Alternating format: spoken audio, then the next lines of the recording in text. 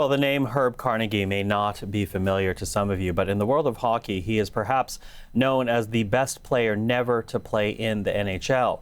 Carnegie, a black hockey player, began his career in Toronto in the 1930s, then played in Northern Ontario and Quebec, enduring racism along the way.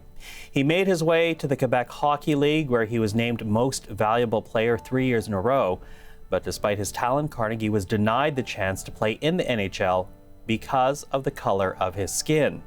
After retiring from the sport in 1954, Carnegie's dedication to hockey played a large part of his life as a community leader.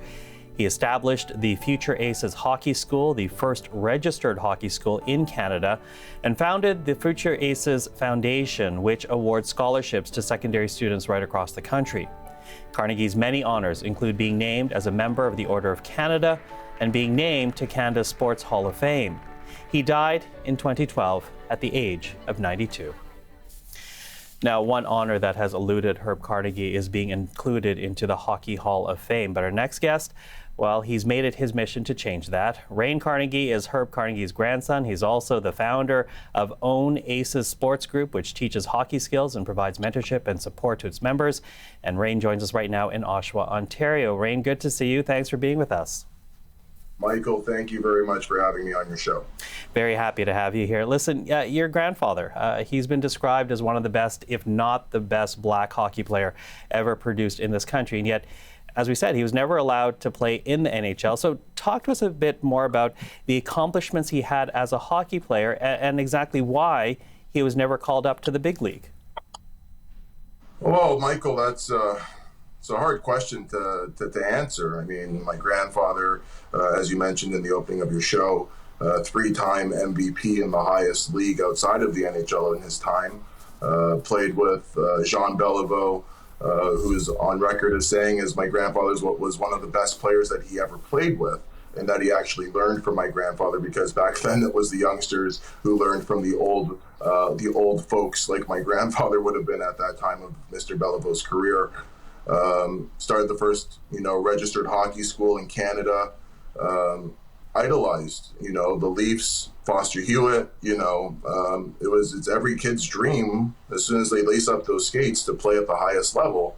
And my grandfather, had all the skill and the will because of what he had to tolerate and withstand to keep on persevering to make sure that he left a lasting memory on the communities in which he affected. So my grandfather is my role model, my idol, my everything. My son's named after him. Kind of wanted to get out of my grandfather's shadow and pass the buck on to my son, Miles Herb Carnegie.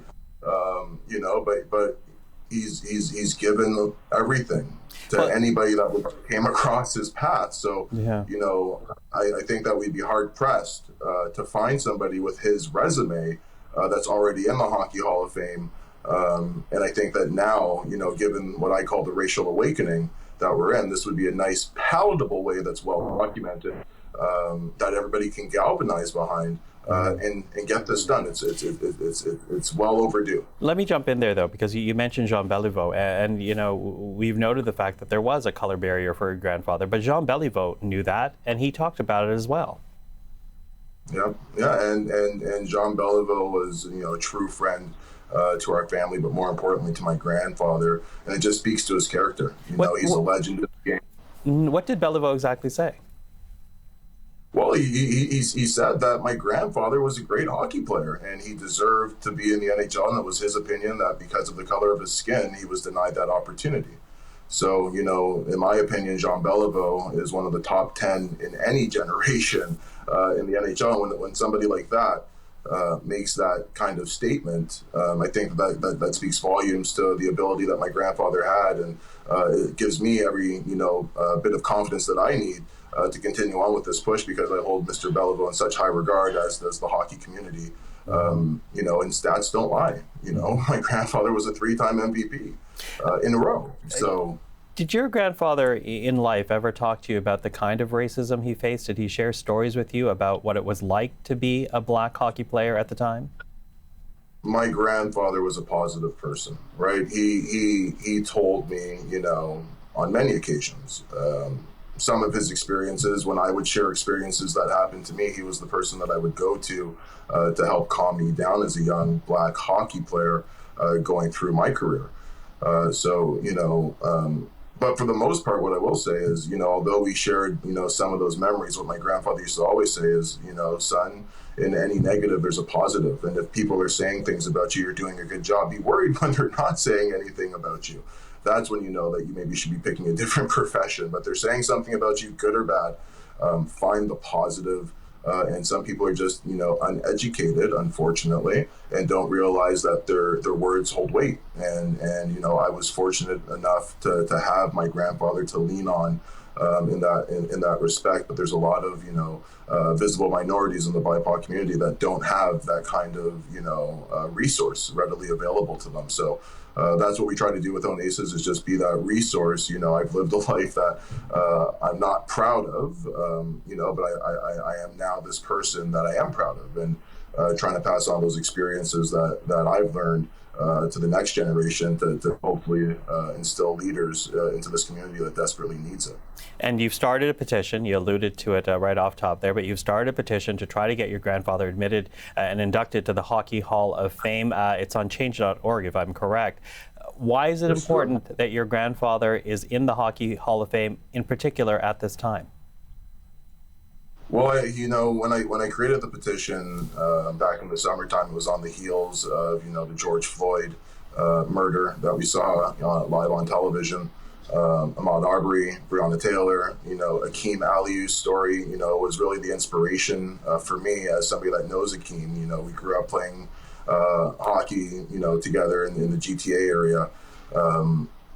And when I was getting phone calls after, what we experienced as a country and as, a whole world, I was getting phone calls from my Caucasian friends and family members to let me know, if we haven't been an ally, or if we didn't show you that we weren't just non-racist, but we were actually anti-racist, we wanted to let you know that we were. And if there's anything that they could do to show more, to let them know. And I didn't really have anything for them. And that's what made me, think of my grandfather and what he had to endure and what he stood for and what he was trying to do with his life and continues to do years after his death.